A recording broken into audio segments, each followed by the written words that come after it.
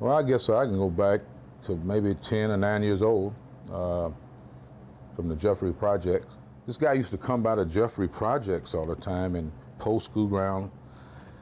And he used to try to get us to come on the school ground. We'd take off running. Well, we said we was having fun, ripping and running. He said, well, it's more in life than just ripping and running. He said, let's play some baseball. Say who? Say Willie. Say hey. Say who? Swinging at the plate. Say hey. Say who? Say Willie. That jive. Just 15 minutes from downtown Detroit, home of Comerica Park and the Detroit Tigers, there's another organization in the D that is a champion of the community. Located at the intersection of West Canfield and Miracles Boulevard stands the Woodbridge Community Youth Center. Led by Executive Director Mike Wilson and his wife Margaret, it is making an impact in Detroit that will affect generations for years to come. Opened in 2007, Woodbridge has been meeting the academic, social, physical, and emotional needs of children between the ages of 6 and 16, while filling the void created by the shortage of youth services. Hidden within the walls of the Woodbridge Community Center is one of Detroit's best-kept secrets, the Woodbridge Baseball Academy. It is here that future major leaguers are being developed. The ball in the glove. All right.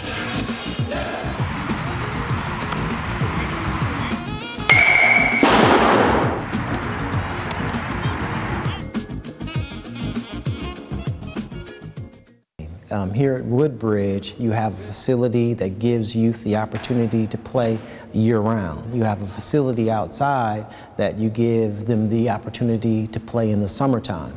It's a community feel here. The individual who's running the program, Mike, is a baseball player. He comes from a baseball background, so he kind of understands the A through Z in terms of fine-tuning youth and development. The history of baseball in this community in the city of Detroit is extremely vast.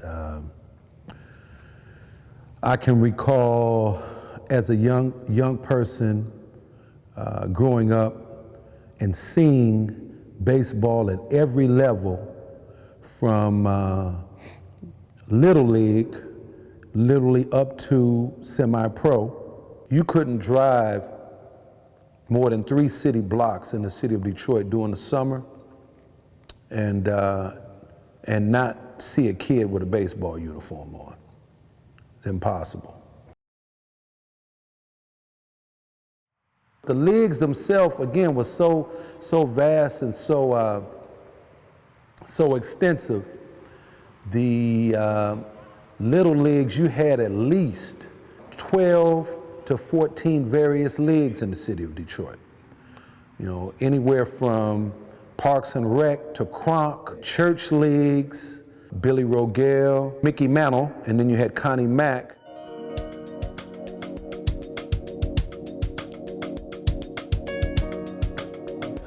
American blacks are not playing ball the way we should. We've had a cultural shift as far as young people participating in baseball now. And so when you look at the sheer numbers, we just don't have enough African American ball players present. Of course, you've had a lot of cuts in certain civic and certain community services, and baseball diamonds have to be kept up. And some of the first areas they cut was in maintenance, in terms of park and recreation, so maintaining the fields.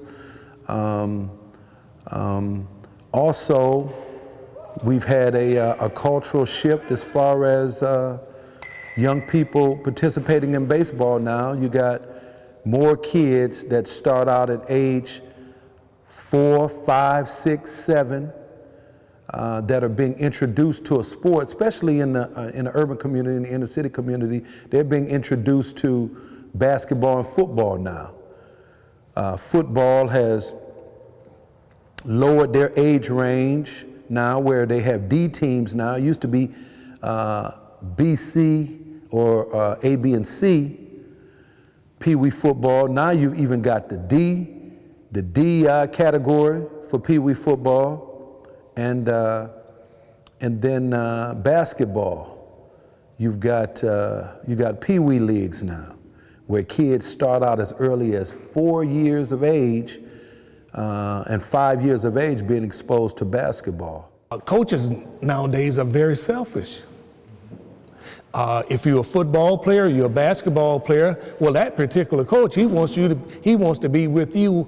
He wants to have hands on you the whole year round. He got you in various camps. He's doing different things with you. He don't want to share you with the track coach or the baseball coach or nothing like that. And those some of the reasons why kids aren't playing baseball, because they're not allowed to. Even after they go off to college, it goes over into the college, spills over into that too, the college coaches. I mentioned one particular person, Chuck Winters. He went to DePorce, great football coach, tremendous left-handed pitcher. But when he got to Michigan, he could only play football. You know, and don't tell me that the University of Michigan could not have used that left-handed, hard-throwing kid. But those guys, they were selfish. And it goes from college all the way down, drifted all the way to high school. And it's that way now more than ever. We're an area that can only play baseball outside April through October-ish, whereas we're losing several months throughout the year where our kids can still be developing. When you lose that opportunity to have those at-bats, it weakens you to a great degree. So I think, as I look at Detroit, I say, you know, we need to do more programming in terms of year-round programming. I'd say in southern states or warm climate states, I think just more access, playing the game on a regular basis, breaking the game of baseball into smaller chunks, such as playing strike 'em out or running bases or what have you, helps develop players. We just don't have enough African American ball players present. When you look at back in the 60s, when you had Mr. Horton and Gates Brown, those people lived in the city.